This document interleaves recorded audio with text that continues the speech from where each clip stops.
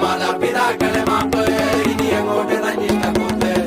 മുന്നം മറന്നൊരു പോക്ക് ഗുണപാഠങ്ങളോ മതിയാക്ക് ഇത് എൻ പാത എന്നധികാരം വഴി തെറ്റാലും ഉണ്ടവകാശം സുഖ സന്തോഷമാണ് പ്രധാനം ഇനി മറ്റേതുമില്ല വിചാരം